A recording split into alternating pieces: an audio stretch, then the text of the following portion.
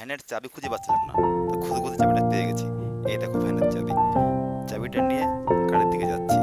আমি একটা কাজ করতে যাব, তো সেখানে কিছু গাছ আছে, সেই গাছগুলোকে গাড়িতে লোড করে নিয়ে নরলো গাড়ি মিলে ভাঙাতে যাব।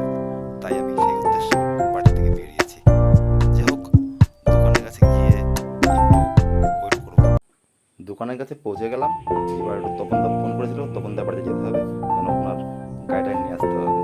তাই তপনদার বাড়ির উদ্দেশ্যে বেরোলাম। সে তপনদার বাড়ি এখান থেকে কম দূর না, অনেকটা দূর। দেখো কতটা বাগান ফাগান রয়েছে, সেই বাগানের মধ্যে দিয়ে দিয়ে আস্তে আস্তে করে যাচ্ছি। এই বাগানের মধ্যে দিয়ে ওনারা যায়, ঠিক আছে। বাড়িটা কম দূর, অনেকটা দূর। যাই হোক, আস্তে আস্তে করে যাচ্ছি, বাগানে ভালো লাগছে। তপনদার বাড়িতে প্রায় পৌঁছে গেছি। এই তপনদার ইঞ্জিন ফ্যান দেখতে পাচ্ছি। তপনদা হয়তো ঘরের মধ্যে রয়েছে।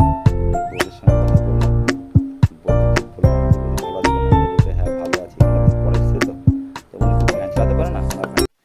যারা ভিডিওটা দেখছো যদি ভালো লাগে হাই করে দিও। আমরা সেই কাছে এখানে চলে এসেছি, আমরা এখন গাছ লোড হয়ে গেছে, আমরা এখন বেরোবো।